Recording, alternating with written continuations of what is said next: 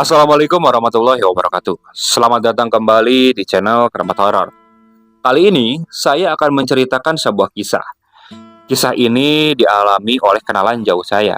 Katanya, dia pernah mengalami hal yang menyeramkan ketika dia merantau dan kontrak. Namun siapa sangka, rumah yang menjadi kontrakannya itu adalah rumah yang pernah digunakan untuk bersekutu dengan jin.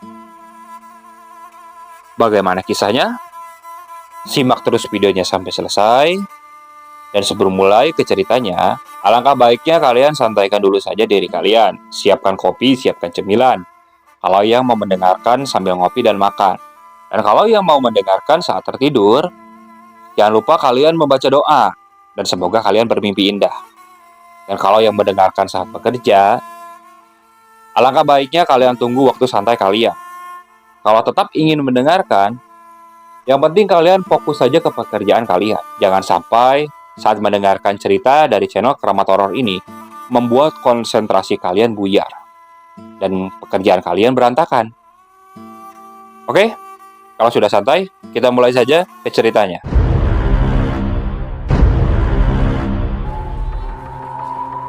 Peristiwa ini aku alami bersama ketiga teman-temanku. Sebut saja namanya Ateng, Agus, Jaja. Sedangkan saya sendiri bernama Ujang. Di tahun 2010, kami berempat mendapatkan pekerjaan di salah satu kota di wilayah Jawa Barat. Karena kota itu cukup jauh dari tempat tinggal kami, jadi kami harus ngekos di sana.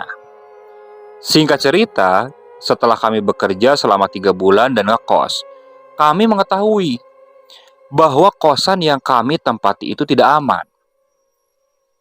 Beberapa kali barang milik penghuni kos harus hilang.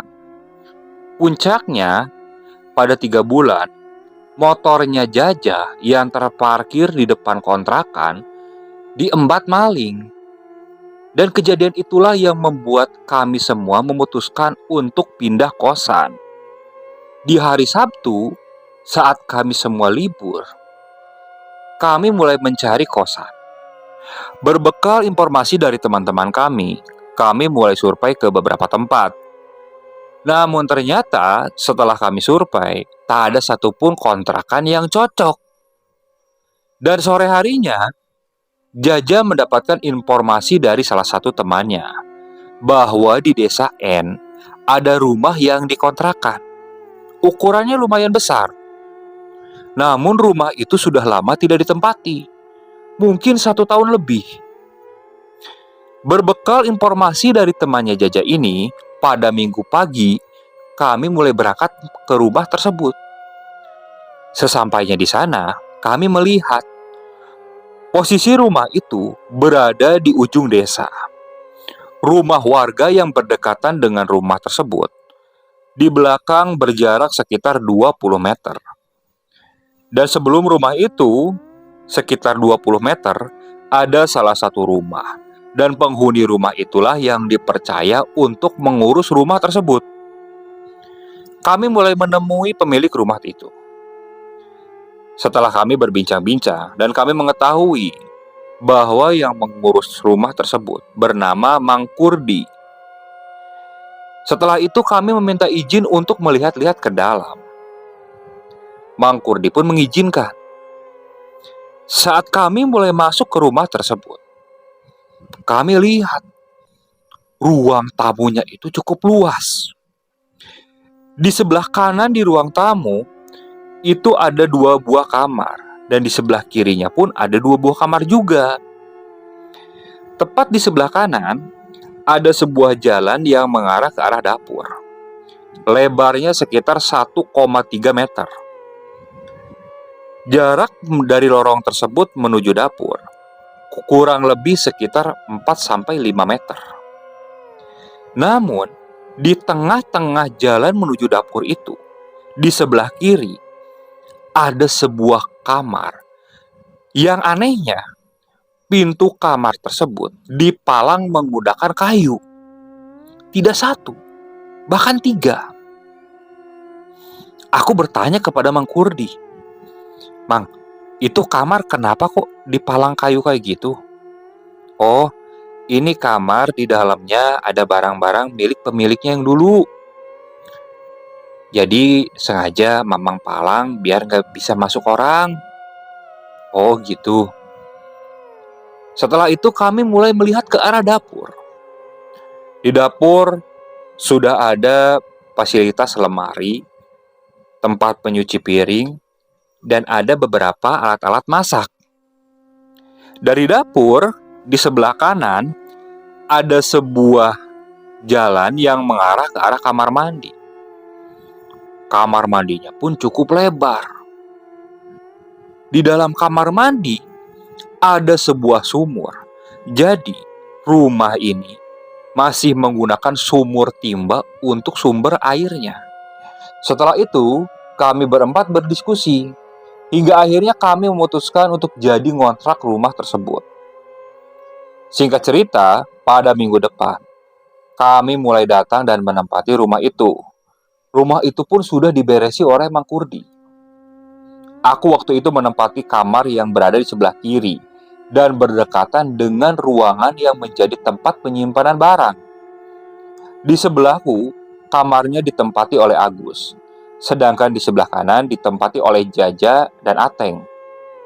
Namun saat aku melihat pintu kamar yang berada di lorong itu, palang kayunya sudah dicabut. Waktu itu aku tidak menanyakan hal tersebut kepada Mang Kurdi, karena aku anggap hal itu biasa saja. Di hari pertama kami menempati rumah tersebut, tak ada sesuatu yang aneh. Di hari Seninnya, kami berempat bekerja. Di tempat kerja kami tidak melakukan sistem shift. Jadi kami akan masuk pada pukul 7:30 dan pulang pada pukul 4:30. Kalau banyak pekerjaan, biasanya kami pulang pada pukul 6 sore. Dan saat kami pulang, aku yang merasa lelah langsung tidur di kamar. Sedangkan Ateng, Agus, dan Jaja, mereka berbincang-bincang di ruang tamu. Kebetulan waktu itu kami memang mempunyai TV. Dan pada pukul 7:30 malam, aku waktu itu baru bangun. Saat aku keluar karena merasa lapar, kulihat teman-temanku memang sudah membelikan makan. Bergegas waktu itu, aku langsung membersihkan diri ke kamar mandi dan makan. Setelah makan, berbincang-bincang, tak terasa waktu sudah menunjukkan pukul 9:30 malam. Ketiga teman-temanku sudah mulai masuk ke kamarnya masing-masing. Karena aku tadi sore tidur, jadi mataku sukar untuk aku pejamkan. Aku bersantai di ruang tamu sambil mendengarkan TV. Waktu itu kebetulan sedang ada acara bola. Sedang asik-asiknya nonton bola, aku mendengar ada suara rantai yang seperti diseret. Karena merasa pendengaranku salah, aku biarkan saja. Namun lama-kelamaan, suara itu semakin jelas. Apalagi suara rantainya itu terdengar cukup nyaring. Aku lalu mengecilkan volume TV. Aku coba dengarkan lagi. Saat aku dengarkan, suara itu kembali terdengar dan berasal dari ruangan yang berada di tengah-tengah lorong tersebut. Aku mengintip ke sana. Namun di sana tak ada siapapun. Aku kembali duduk di kursi dan menghadap ke arah TV. Aku besarkan kembali volumenya. Dan saat aku besarkan kembali volume TV ini, samar-samar, dari arah ruangan tersebut, aku mendengar suara tangisan perempuan. Dari tangisannya, terdengar menyayat hati. Aku lalu bangkit dari tempat dudukku. Aku matikan televisi. Dan saat aku matikan, suara itu masih terdengar dan berasal dari kamar yang berada di lorong itu. Karena penasaran, aku berjalan menuju pintu kamar tersebut. Setelah sampai, aku coba mengintip. Posisi ruangan itu gelap. Setelah mengamati dari lubang kunci, Dari sudut kamar, aku seperti melihat ada sesosok yang berdiri, rambutnya panjang. Karena posisi gelap, aku tidak bisa melihat secara detail. Dan kulihat sosok itu seperti berjalan ke arah pojokan kamar yang lain.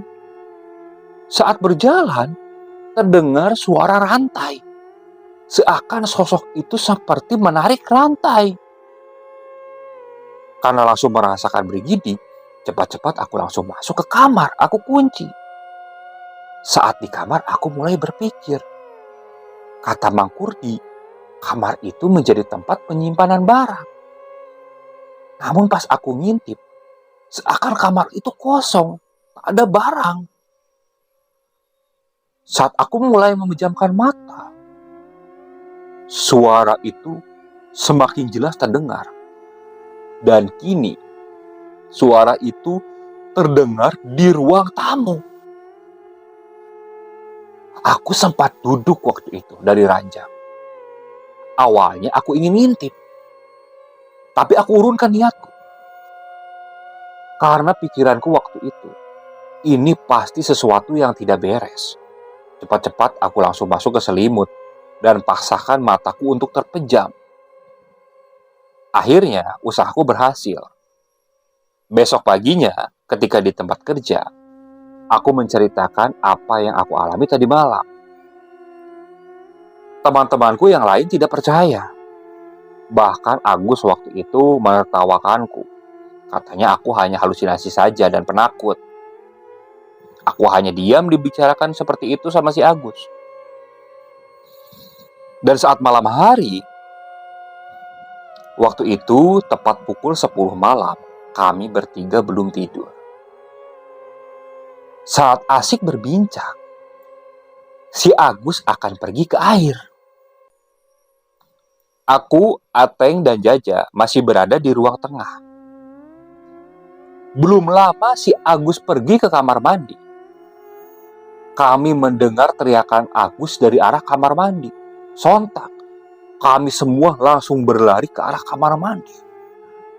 Saat sampai di kamar mandi, tampak si Agus ini seperti menutupi matanya dengan posisi berjongkok di dekat pintu kamar mandi. Gus, kamu kenapa, Gus? Itu di dekat sumur, di dekat sumur. Kami melihat ke arah sana. Di sana tak ada apapun. Gus, gak ada apa-apa, Gus. Agus mulai membuka mata. Dia tidak berbicara, langsung bangkit dan berjalan ke arah ruang tamu.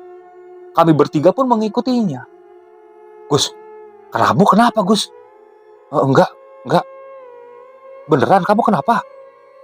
Enggak, aku mau tidur duluan ya, ucap Agus yang langsung masuk ke kamarnya. Waktu itu, aku langsung berpikir, apa Agus melihat penampakan? Namun aku tidak utarakan ucapanku waktu itu. Setelah Agus masuk ke kamar, kami bertiga pun memutuskan untuk masuk ke kamar masing-masing. Di dalam kamar, aku belum tertidur. Aku masih berpikir, apa yang Agus lihat? Lama-kelamaan, mataku mulai mengantuk dan akhirnya aku tidur.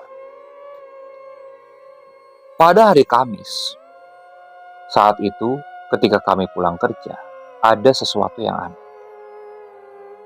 Mang Kurdi waktu itu berada di dalam rumah. Saat kami masuk, Mang Kurdi sepertinya baru keluar dari kamar yang berada di lorong tersebut. Mang, habis ngapain? Tanyaku kepada Mang Kurdi. Ini habis ngeberesin kamar tersebut. Oh iya, Mang. Katanya kamar itu banyak barangnya. Kok pas dilihat kayaknya kosong? Iya, udah Mang pindahin. Oh gitu. Tapi pintunya masih dikunci kan? Iya, kuncinya dibawa sama Mamang. Oh ya udah. Setelah itu Mang Kurdi pamit. Dan saat aku akan pergi ke kamar mandi, melewati kamar tersebut, aku mencium seperti ada aroma bau kemenyan. Aku sempat diam. Setelah aku cari sumber baunya, ternyata bau kemenyan itu berasal dari ruangan tersebut. Aku memanggil Ateng dan Jaja waktu itu, sedangkan Agus sedang mencari makan keluar. Ja, Teng, sini bentar. Kenapa? Saat mendekat ke arahku, loh, kok kayak bau menyan ya? Iya, kayaknya di kamar ini. Tadi Mang Kurdi masuk ke sini kan? Aku hanya mengangguk. Coba kamu intip. Aku coba ngintip dari lubang kunci. Di pojokan kamar sebelah kiri yang langsung berbatasan dengan kamarku, aku seperti melihat nampan. Dan di pinggir nampan itu, ada 4 buah lilin. Jadi kami bisa melihat dengan jelas. Isi dari nampan itu seperti sebuah sesajen. Aku melihat ke arah Ateng dan Jaja, supaya mereka mengintip juga. Setelah Ateng dan Jaja mengintip, itu kok kayak ada sesajen ya? Aku hanya mengangguk. Wah, kayaknya ada yang gak beres nih ya.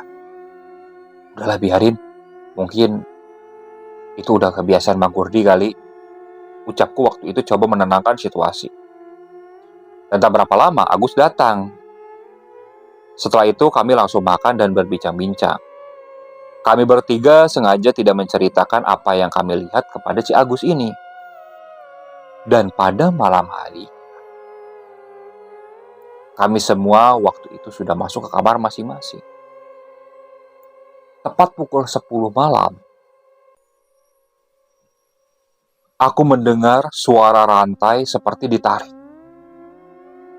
Ini benar-benar jelas. Seakan sosok yang menarik rantai itu berada di ruang tamu dan berjalan ke depan kamarku, terus ke kamar Ateng, ke kamar Agus, dan ke kamar Jaja. Aku dengarkan terus. Dan suara rantai itu seperti terus bergerak. Hingga akhirnya suara rantai itu tidak terdengar kembali, namun disusul dengan suara tangisan. Itu yang membuat aku langsung terperanjat waktu itu. Dari dalam kamar, aku SMS si Ateng. Teng, kamu udah tidur belum? Ternyata, tak lama Ateng membalas pesanku. Aku belum tidur. Aku dengar suara yang aneh, ucap Ateng waktu itu. Kamu dengar apa? Aku dengar suara rantai, ucap si Ateng. Berarti Ateng mendengar apa yang aku dengar juga. Aku SMS Jaja waktu itu.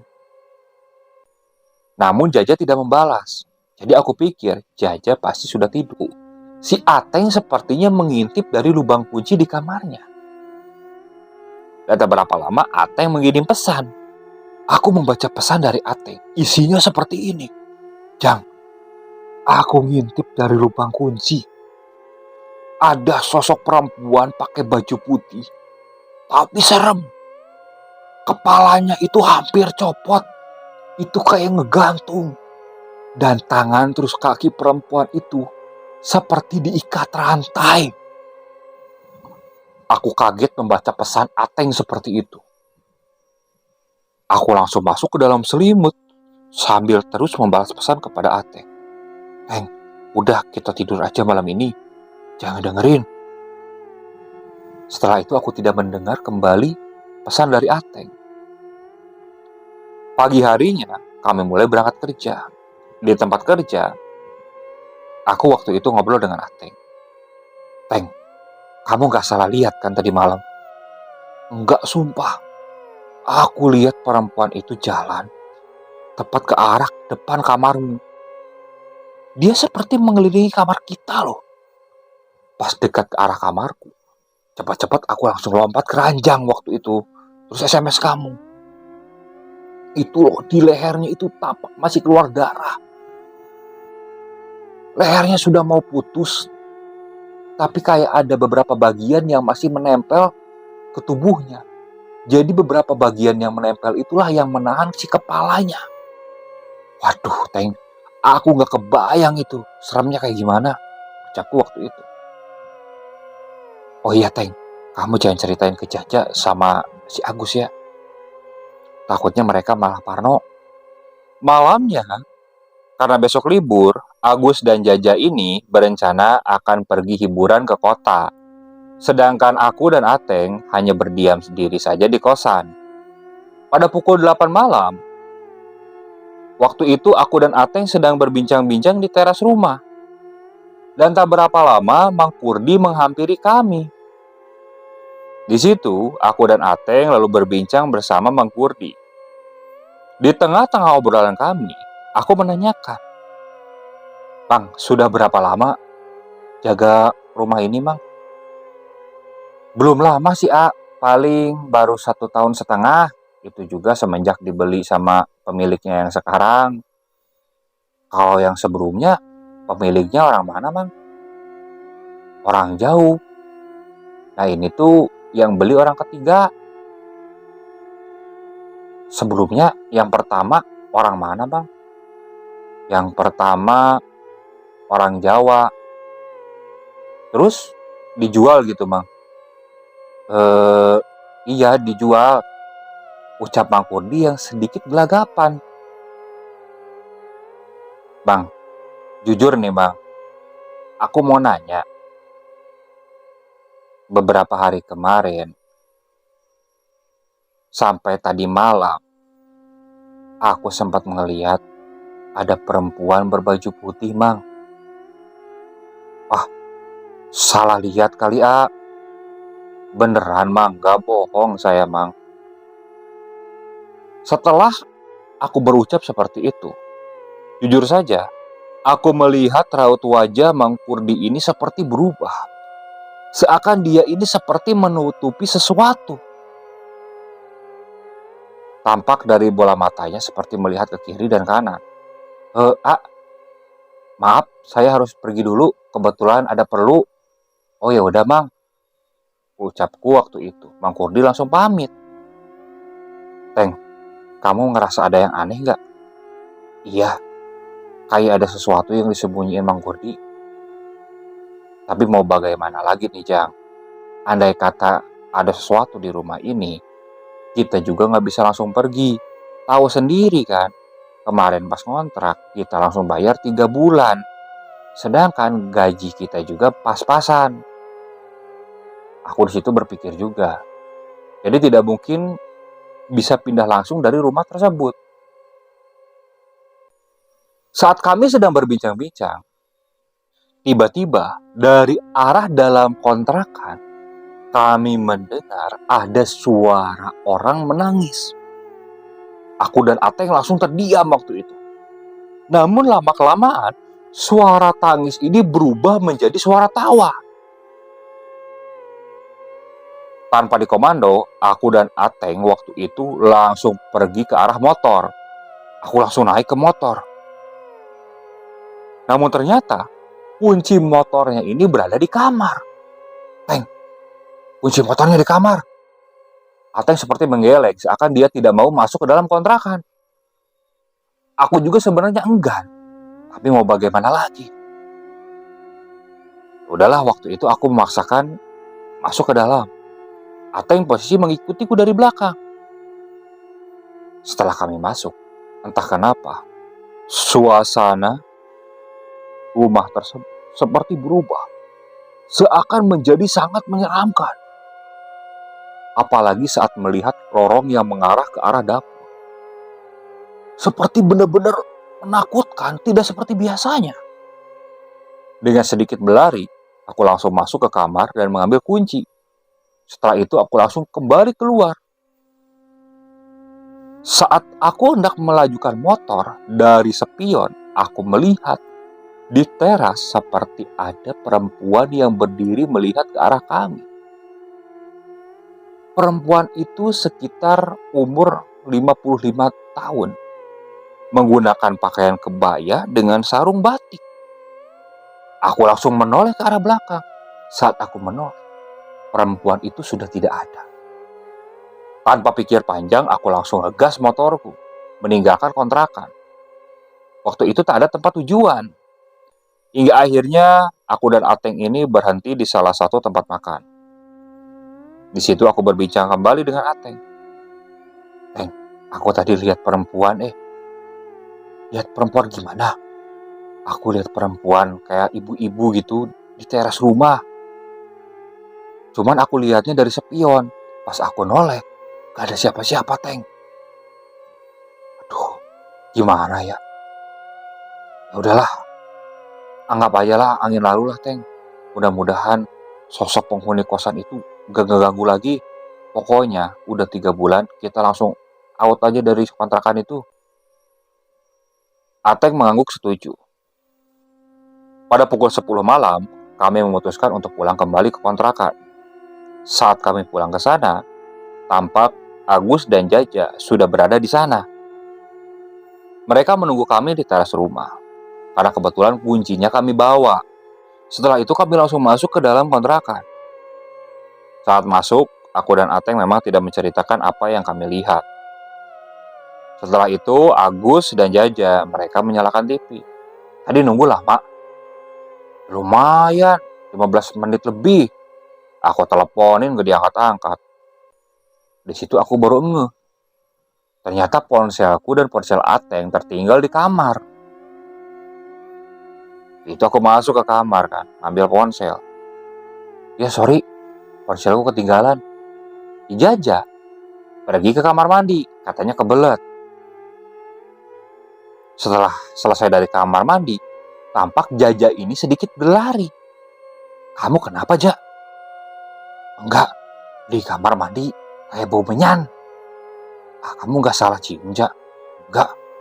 Agus langsung menoleh ke arah Jaja. Udah halusinasi kali. Iya udah halusinasi, biarin aja. Salah cium kali si Jaja. Ucapku coba mencairkan suasana waktu itu. Tepat pukul 1 malam, kami berempat belum tidur. Bahkan, kami masih asik berbincang-bincang di ruang tengah. Dari mulai membahas kehidupan kami, pekerjaan, sampai ngomongin orang. Dan saat pukul 1 ini, samar-samar, dari dalam ruangan yang berada di lorong tersebut, aku seperti mendengar ada orang yang seperti nyanyi. Nyanyinya hampir mendekati kidung. Suaranya merdu, tapi terdengar menyeramkan. Aku langsung diam waktu itu. Ketiga teman-temanku masih belum sadar. Mereka sedang asik aja berbincang. Tapi saat mereka melihat aku diam, Ateng sepertinya mulai sadar dengan apa yang aku dengarkan. Dia langsung ikut diam juga. Loh, kok pada diam-diaman gini? Kenapa sih? Ucap si Agus. Aku mengisyaratkan supaya si Agus ini diam. Dia pun mengikutinya. Kami mulai mendengarkan secara seksama. Dan ternyata kami semua mendengar suara kidung tersebut. Suaranya memang merdu, tapi terkesan cukup menyeramkan karena siapa yang bernyanyi seperti itu di dalam rumah. Sedangkan di rumah kontrakan itu hanya ada kami berempat. Agus yang mendengar seperti itu, mukanya langsung berubah pucat. Dia sangat ketakutan. Melihat kondisi Agus yang seperti itu, aku langsung mengisyaratkan supaya kami semua masuk ke kamar Jaja.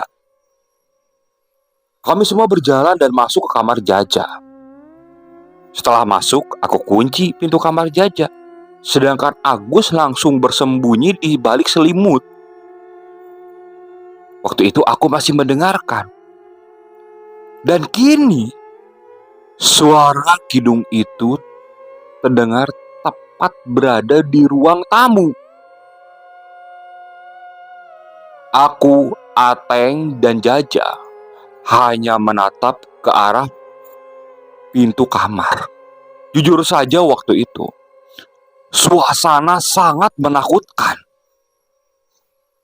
Dan tak berapa lama, Setelah kidung itu tidak terdengar, kami mendengar jelas ada suara rantai yang seperti diseret.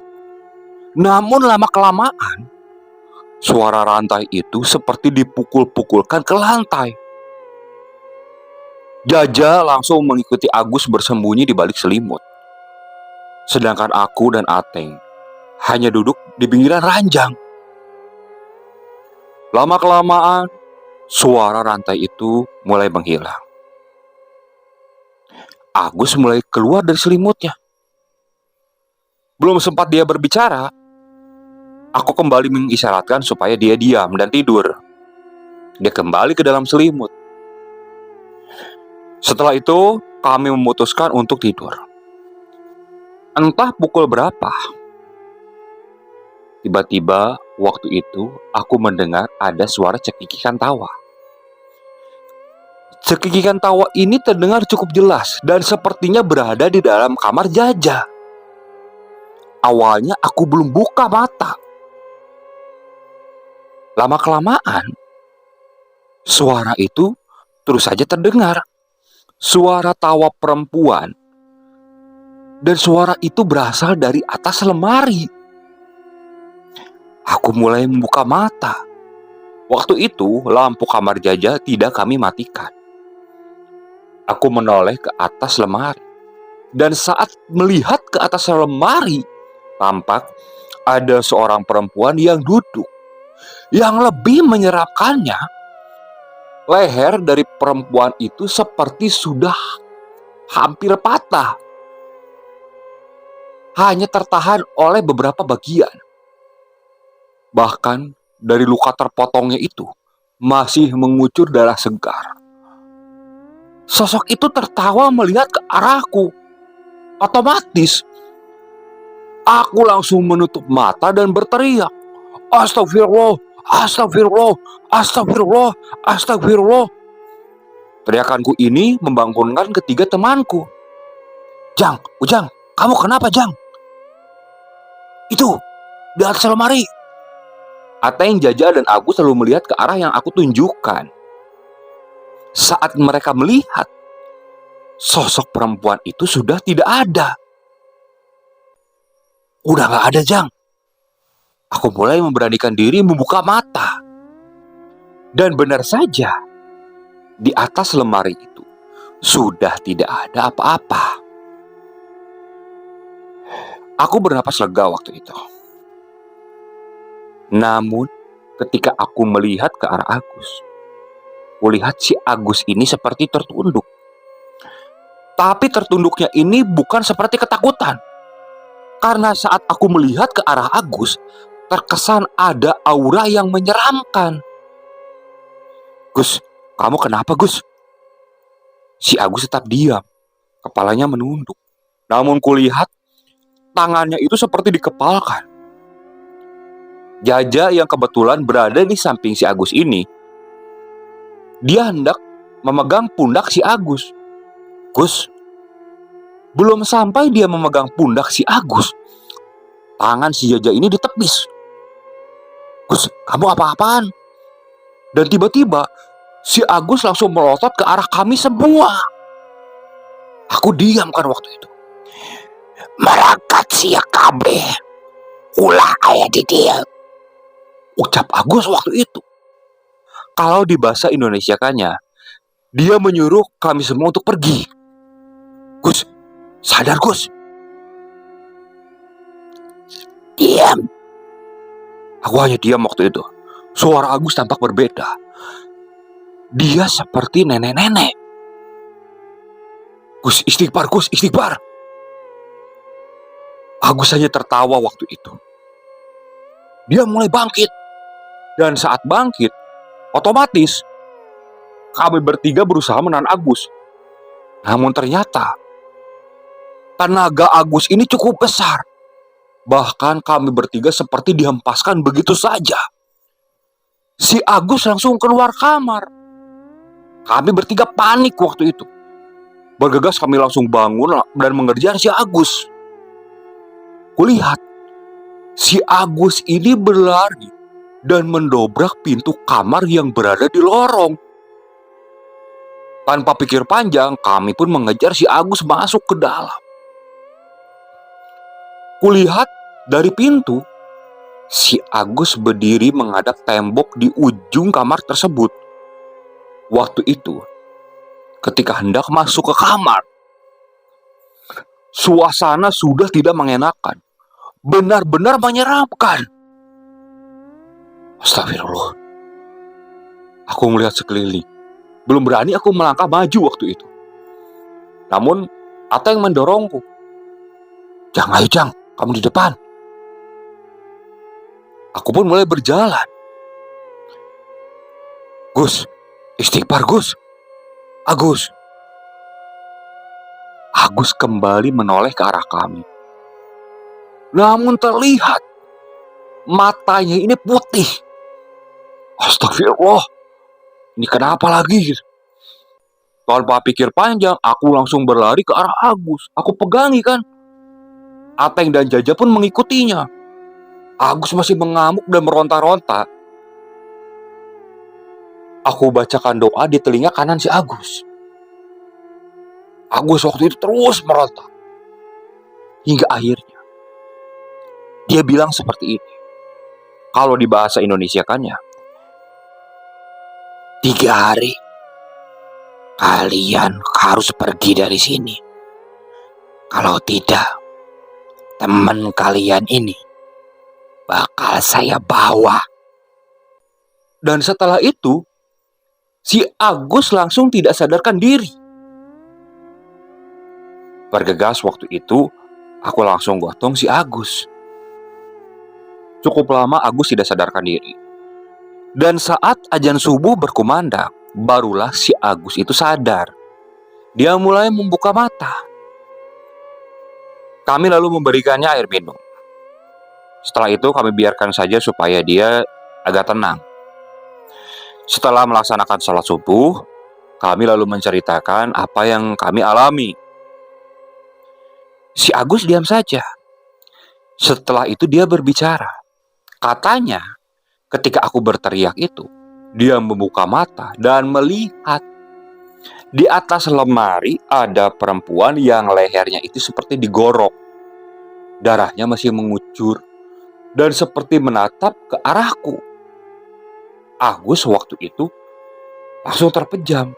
Saat dia memejamkan mata, dia seperti dihampiri oleh seorang nenek tua menggunakan kebaya dan samping. Namun rambutnya itu acak-acakan. Mukanya keriput, namun tampak sangat menyeramkan. Sorot matanya itu berwarna merah. Dan setelah itu Agus langsung tidak sadarkan diri. Merasakan ada sesuatu yang tidak beres. Rencananya kami semua akan mencari tahu dulu. Agus kekeh supaya kami ini pindah kosan saja. Aku waktu itu ingin mengiyakan, tapi keuangan kami ini berbicara lain. Setidaknya kami harus bertahan ini sampai kami gajian. Pagi harinya, aku pergi ke rumah Mang Kurdi. Kulihat Mang Kurdi sedang membereskan halamannya. "Bang, bisa ngobrol sebentar gak?" "Oh, kenapa?" Boleh, sini. Setelah itu, aku berbasa-basi dulu sebentar. Setelah berbasa-basi, aku mulai bertanya serius kepada Mang Kurdi. "Mang, jujur ini Mang. Sebenarnya di rumah itu ada apa, Mang? Tadi malam, teman saya diteror oleh setan. Termasuk kami semua." Mang Kurdi diam waktu itu. Aku kembali mendesak Mang Kurdi. Hingga akhirnya dia mulai menceritakan. Sebenarnya gini ya. Dulu, rumah ini dimiliki oleh seseorang yang cukup kaya.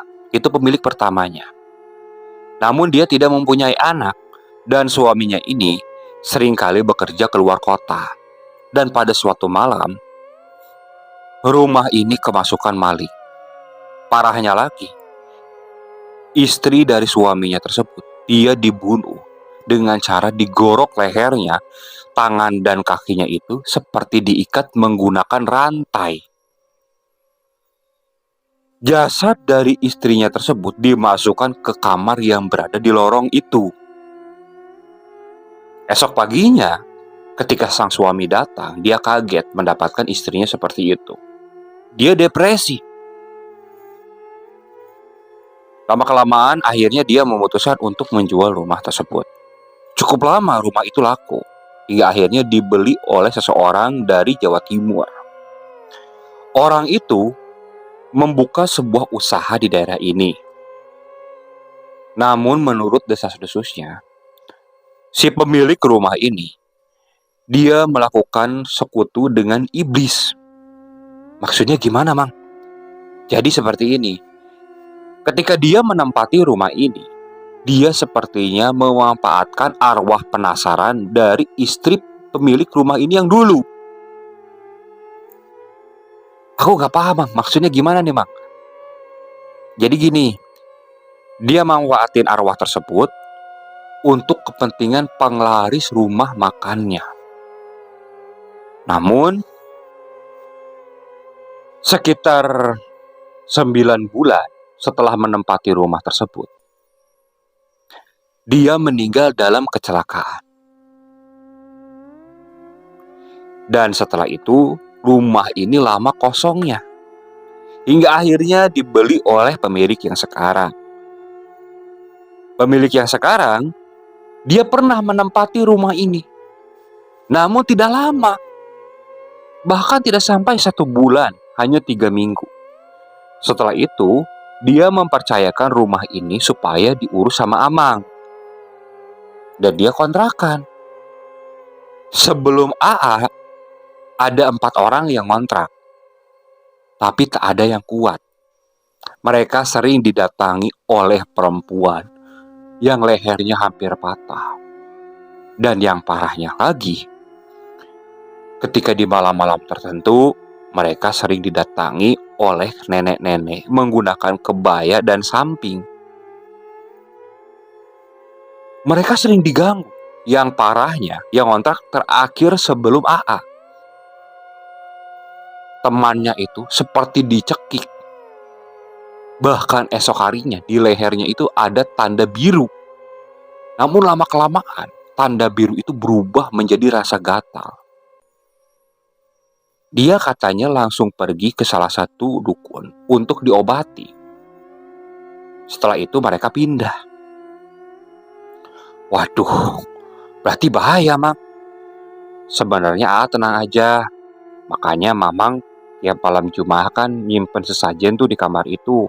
Dan kamar itu sengaja Mamang kunci, biar gak ada orang yang masuk.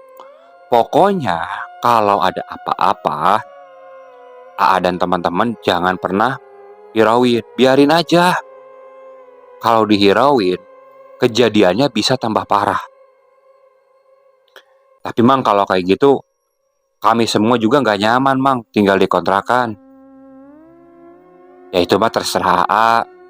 Cuman Mamang ya sebagai penjaga kontrakan tersebut hanya melakukan apa yang Mamang bisa. Jujur saja, Mamang tidak bisa mengusir makhluk tersebut. Aku hanya terdiam mendengar jawaban dari Mang Kurdi. Setelah itu aku langsung pamit dan pergi ke kontrakan. Di kontrakan, Agus sudah sangat tenang. Dia duduk di ruang tengah sambil nonton televisi.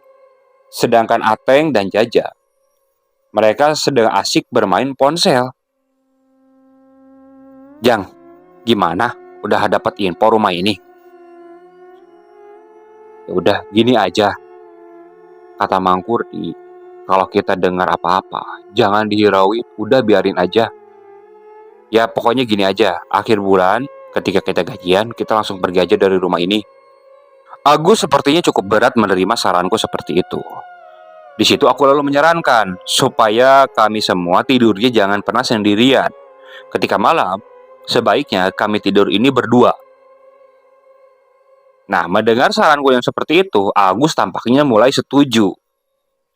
Entah kenapa, Aku melupakan pesan dari Agus yang kesurupan supaya kami meninggalkan tempat itu dalam 3 hari. Aku benar-benar lupa. Begitu juga dengan teman-temanku. Tak ada yang ingat. Malamnya, seperti biasa kami mendengar suara-suara seperti itu. Dari suara rantai seret, suara cekikikan tawa. Namun kami biarkan. Dan saat hari ketiga, itulah puncak dari teror di rumah tersebut. Ketika pulang kerja, entah kenapa, saat kami masuk ke dalam kontrakan, hawanya benar-benar berbeda. Seakan ada sesuatu yang menolak kami untuk masuk. Padahal waktu itu baru pukul 5 sore. Dan ternyata apa yang aku rasakan ini dirasakan oleh ketiga teman-temanku. Kami semua masuk ke sana. Saat sudah masuk, jujur saja, hawanya benar-benar dingin, menakutkan. Apalagi saat kami melihat jalan menuju dapur. Seakan ada sesuatu yang menunggu kami di sana. Tanpa berbicara, kami langsung masuk ke kamar masing-masing mengganti baju. Entah kenapa, setelah kami keluar dari ruang tamu, aku menyarankan supaya malam ini kita tidur bersama. Semua teman-temanku setuju. Dan kamar yang dipilih itu adalah kamarku. Malamnya, kami mulai tidur. Saat kami tidur, aku mendengar suara pintu yang mengarah ke arah kamarku ini seperti dilempar oleh sesuatu. Otomatis, kami berempat kaget dan bangun. Kami diam. Dan tak berapa lama, kami semua mendengar suara kidung tersebut. Jujur saja, saat mendengar suara kidung, perasaanku langsung tidak karuan. Dan apa yang aku rasakan ini benar-benar terjadi. Saat aku menoleh ke arah Agus di belakangku, Agus tahu-tahu berdiri, matanya sudah melotot. Di situ aku langsung sadar bahwa Agus ini kesurupan lagi. Cek aing oge mangkat sia teh. Ayeuna budak ieu dibawa ku aing. Kaget mendengar ucapan dari si Agus ini. Kalau dalam bahasa Indonesianya, kalian tidak mengikuti pesanku, dan anak ini akan aku bawa. Istighfar Gus, istighfar. Allahu Akbar, Allahu Akbar, Allahu Akbar, ucapku waktu itu. Namun si Agus ini malah menertawakanku. Dan setelah itu, dia turun. Aku, Ateng, waktu itu langsung menahan. Namun kami langsung dihempaskan. Tidak putus asa, kami langsung bangkit dan coba menahan kembali. Dan ternyata, tenaga si Agus ini benar-benar besar. Kami semua tidak kuat untuk menahannya. Kulihat si Agus mulai membuka pintu kamar. Dia mulai berjalan ke arah dapur. Entah apa yang mau dilakukannya. Tapi kami mati-matian waktu itu berusaha menahan si Agus.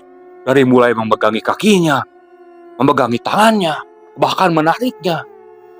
Tapi semua itu percuma. Tenaga kami kalah besar. Dan di dalam keputusasaan itu, tiba-tiba pintu depan dibuka. Dan yang membuka itu adalah Mang Kurdi. Mang Kurdi tahu-tahu berlari ke arah kami. Dan dia langsung sungkem ke arah Agus. Itu adalah sesuatu yang tidak wajar bagiku waktu itu. Agus waktu itu langsung menoleh ke arah Mang Kurdi. Dia berbicara dengan bahasa Sunda. Kalau diindonesiakannya, anak ini akan aku ambil. Namun Mang Kurdi bilang, jangan, mohon maafkan anak ini. Mohon maafkan anak ini, ucap Mang Kurdi berulang-ulang. Dan sosok Agus ini tertawa cukup panjang. Baik, tapi sediakan ayam cemani. Besok malam, ayam itu harus sudah kamu potong dan darahnya disiapkan di sebuah wadah. Jujur saja, mendengar ucapan Agus yang seperti itu, aku langsung tidak setuju. Tapi belum aku ucapkan. Karena apa yang diminta oleh sosok yang berada di dalam tubuh Agus ini adalah sesuatu yang bertolak belakang dengan agamaku. Setelah itu, Agus langsung tak sadarkan diri. Dengan cepat Agus langsung digotong. Mang, ini gimana maksudnya, Mang? Yaudah, nanti gini aja. Kalian semua siapin buat ritualnya. Maksudnya gimana, Mang? Jujur aja, Mang. Saya sendiri, Mang, gak setuju, Mang. Ya itu terserah kalian. Kalau mau teman kalian gak selamat, silakan. Kalau mau, ya kalian tinggal siapkan sejumlah uang untuk mengadakan ritual. Entah kenapa, waktu itu, aku langsung marah kepada Mang Kurdi. Gak mau, Mang. Tadi yang diucapin oleh sosok yang masuk ke Agus ini, itu adalah persyaratan yang bertolak belakang dengan agamaku. Aku gak mau, Mang. Itu sama aja dengan kita mengikuti iblis tersebut. Ateng pun sepemikiran denganku. Ya itu mah terserah kalian. Saya cuma berusaha untuk menyelamatkan teman kalian. Mang Kurdi waktu itu langsung pergi meninggalkan rumah tersebut. Malam itu kami terus saja berpikir, apa yang harus kami perbuat? Kalau mengikuti keinginan dari setan tersebut, itu bukan sesuatu yang baik. Karena kedepannya, setan itu pasti akan meminta sesuatu lagi. Hingga tak terasa, pagi pun datang. Waktu itu, kami berempat tidak berangkat kerja. Dan ada salah satu teman kami, entah kenapa, waktu itu dia datang ke kontrakan. Niatnya katanya main, karena kebetulan dia juga tidak kerja. Saat dia datang ke kontrakan, tahu-tahu dia nyeletuk. Ini kontrakan gak enak banget ya. Kalian kok kayaknya betah diam di sini? Di situ aku lalu menceritakan apa yang kami alami. Dia langsung diam. Gini aja, mendingan sekarang kalian ikut dengan saya. Maksudnya kemana? Aku punya guru pengajian. Siapa tahu dia paham dan bisa nolong kalian. Daripada ngikutin saran dari setan itu. Aku langsung mengiyakan waktu itu. Bergegas, kami berlima lalu pergi menuju guru temanku itu. Setelah kami datang, ternyata guru yang disebut oleh temanku itu umurnya sudah cukup tua. Dia mempersilahkan kami masuk. Setelah itu kami berbincang-bincang. Dan aku pun menceritakan apa yang kami semua alami termasuk di rumah tersebut. Orang itu hanya tersenyum. Gini saja. Malam ini, kamu semua langsung pindah aja. Terus, buat kontrakan gimana, Mang? Udah, pokoknya kalian untuk tinggal nggak usah jadi pikiran, tinggal di sini aja. Kebetulan saya ada rumah kosong itu di sebelah, tidak ditempati. Silahkan kalian tempati aja. Nanti untuk lebih lanjutnya kita bahas nanti malam. Karena sosok yang mengincar temanmu ini, dia pasti akan datang lagi. Karena dia sudah terikat perjanjian dan akan membawa teman kalian ini. Kaget kan waktu itu kami mendengar ucapan dari ustadz tersebut. Setelah mendengar pesan tersebut, bergegas kami semua langsung kembali ke kontrakan itu. Dibantu oleh beberapa teman, kami mulai memindahkan barang-barang kami. Mang Kurdi yang waktu itu tahu kami akan pergi, dia langsung menghampiri kami. Mau kemana? Mang, maaf, kayaknya kami harus pergi, Mang. Jujur aja kami udah nggak betah tinggal di sini. Oh, ya udah hati-hati. Hati-hati sama teman kalian juga. Ucap Mang Kurdi yang cukup sinis. Aku cukup aneh. Karena dari tadi malam, Mang Kurdi ini bersikap aneh, tidak seperti biasanya. Tampak sikap Mang Kurdi ini cukup aneh. Namun aku tidak ambil pusing. Bergegas sewaktu itu, aku langsung pergi saja. Sesampainya di rumah milik Ustadz tersebut, kami langsung membereskan barang. Sore harinya, tepat pukul 4, kami duduk-duduk sambil mengobrol dengan Ustadz itu. Nanti malam, setelah azan Isya, kita semua berkumpul di pendopo. Kebetulan, saya juga ada beberapa pengajian. Jadi nanti santri-santri saya, dia akan berkumpul. Mudah-mudahan, atas pertolongan Allah, kamu bisa terbebas dari jeratan iblis tersebut. Maksudnya gimana nih, Pak? Kok kita bisa masuk ke jeratan iblis itu? Padahal kita nggak berbuat salah. Teman kamu ini, yang namanya Agus, tanya, dia pernah dikasih sesuatu nggak sama Mang Kurdi? Aku menoleh kan ke arah Agus. Gus, kamu pernah dikasih sesuatu? Agus sepertinya mulai berpikir. Kayaknya pernah deh. Waktu itu Mang Kurdi ngasih sesuatu. Kayak telur gitu. Tapi telurnya itu besar. Awalnya kecium kayak bau busuk. Otomatis kan aku anggap itu telur busuk kan. Kata Mang Kurdi, enggak.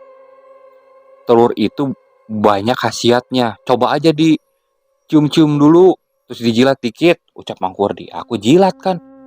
Tapi rasanya enggak busuk. Entah kenapa, setelah menjilat telur tersebut, aku mempunyai keinginan untuk menghabiskan telur itu. Kejadiannya kapan, Gus? Kalau nggak salah, sekitar semingguan yang lalu. Enggak, Ketang. Kurang dari seminggu, ucap si Agus. Dah, sekarang kita fokus saja. Kalau menurut pendapat saya, sepertinya Mang Kurdi ini melanjutkan ritual yang dilakukan oleh pemilik sebelumnya. Tapi saya juga tidak mau suujon. Yang penting gini aja, kita semua terbebas dan siapa yang menabur benih kejahatan, dia yang akan menuainya. Malamnya, ketika pukul 8 malam, aku sangka ternyata santri dari Ustadz ini cukup banyak. Padahal dia tidak membuka pesantren, hanya seperti majelis saja. Kami waktu itu mengikuti pengajian. Dan pukul 11 malam, dari pendopo, seperti ada sebuah angin yang mengelilingi pendopo tersebut. Hawanya mulai berbeda. Terkesan cukup menakutkan. Aku, Agus, Ateng, dan Jaja hanya berdiam diri sambil berdoa. Tiba-tiba, kami mendengar suara dari luar pendopo. Suara itu seperti suara nenek-nenek. Dan tak berapa lama, Pak Kiai tampak bangkit dari duduknya. Aku hanya menundukkan kepala. Pak Kiai itu berjalan keluar pendopo. Setelah itu, aku mulai mengangkat wajahku dan menoleh ke arah Kiai. Dan tampak Kiai itu seperti menghampiri nenek-nenek tersebut. Nenek-nenek itu tampak marah. Kulihat Kiai itu cukup tenang. Beberapa kali nenek-nenek itu menerjang, namun dia seperti terpental. Aku terus saja memperhatikan. Lama-kelamaan, saat Kiai itu membacakan doa, nenek-nenek itu mulai menjerit. Setelah itu, dia berubah menjadi kepulan asap hitam. Melihat itu, Kiai langsung kembali ke pendopo. Alhamdulillah, semuanya sudah beres. Maksudnya gimana Pak Kiai? Sudah aman? Sudah. Tadi sore saya bilang, siapa yang menabur benih kejahatan, mereka juga yang akan memanennya. Dan itu sudah menjadi resiko kalau kamu bersekutu dengan jin ataupun setan. Oh gitu ya Pak. Dah sekarang kita lanjut saja mengaji. Selesai mengaji, kita langsung istirahat, ucap Pak Kiai. Setelah itu kami lanjut mengaji. Dan pada pukul 12, kami disuruh untuk beristirahat. Entah kenapa, rasa takut, rasa cemas, dan rasa khawatir itu hilang seketika. Kami ini seakan melupakan kejadian seram yang kami alami. Tak terasa, pagi pun tiba. Aku dan teman-temanku beraktivitas seperti biasa, berangkat kerja. Namun saat pulang, entah kenapa, aku ingin pergi ke arah rumah kontrakan tersebut. Ateng yang waktu itu satu motor denganku, jelas-jelas dia langsung menolak. Tapi aku memaksa waktu itu. Entah kenapa ada rasa penasaran. Ingin rasanya melintas saja. Dan saat kami sudah masuk ke gang, ke arah rumah tersebut, dari kejauhan kami melihat ramai orang. Orang itu seperti memasuki rumah Mang Kurdi. Setelah kami cukup dekat, kulihat di depan rumah Mang Kurdi ada sebuah bendera kuning. Siapa yang meninggal, pikirku waktu itu. Aku lalu menanyakan kepada salah seorang warga yang akan pergi ke rumah tersebut. Siapa yang meninggal? Warga itu menceritakan kalau tadi siang pada pukul 2 mereka mendengar kabar bahwa Mang Kurdi ini meninggal dunia. Mendengar cerita dari warga tersebut, aku dan Ateng lalu turun. Kami ingin melihat ke dalam. Setidaknya kami ingin berbelasungkawa kepada keluarganya. Saat masuk, ternyata istri dari Mang Kurdi ini masih histeris.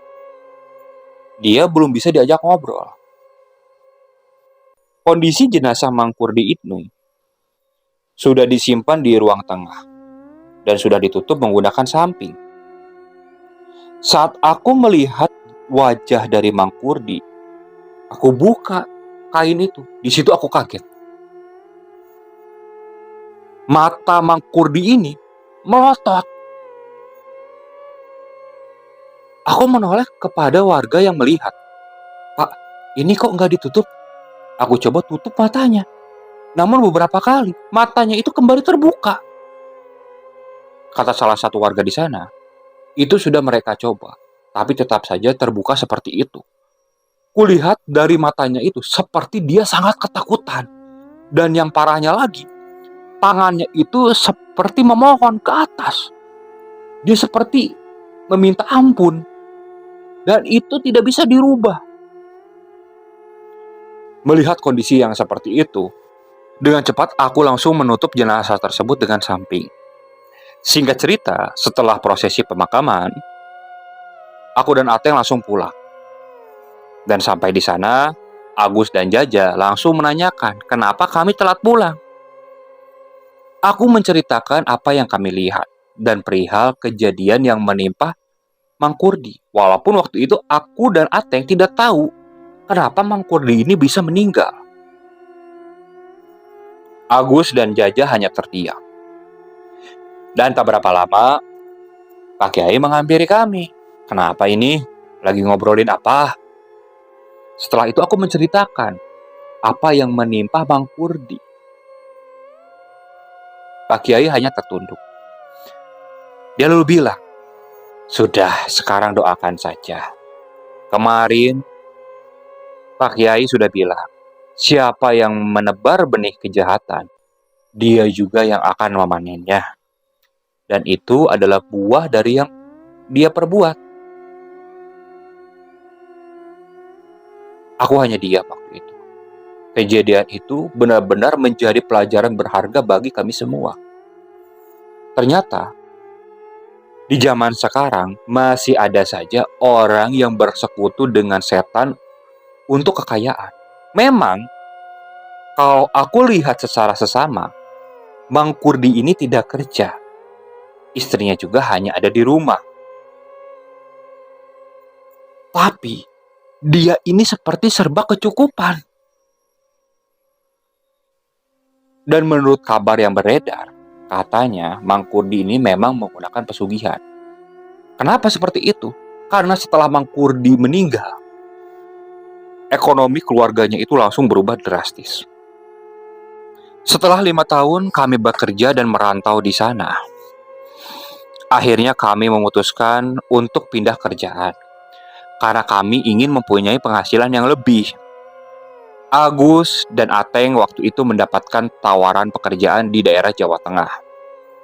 Sedangkan Jaja, dia pergi ke Jakarta, katanya mengikuti temannya. Aku waktu itu kembali ke kampung dan berencana ingin membuka usaha kecil-kecilan. Namun kejadian di sana benar-benar membekas di ingatanku. Tak pernah aku lupakan. Sesuatu yang sangat menyeramkan pernah kami alami ketika kami merantau. Oke, sekian untuk cerita kali ini. Saya mohon maaf apabila masih banyak kekurangan dalam pembawaan ceritanya. Kritik dan sarannya silakan kalian bisa cantumkan di kolom komentar. Tak lupa, kami juga ucapkan terima kasih kepada para penonton yang masih terus setia mengikuti cerita dari channel Kerabat Horor. Baik mereka yang selalu komen ataupun yang tetap mendengarkan tanpa komen.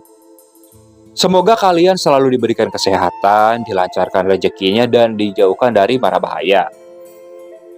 Dan bagi para penonton yang masih belum subscribe, alangkah baiknya kalian klik tombol subscribe-nya supaya kalian bisa terus mengikuti cerita yang dibawakan oleh channel Keramat Horor ini. Assalamualaikum warahmatullahi wabarakatuh.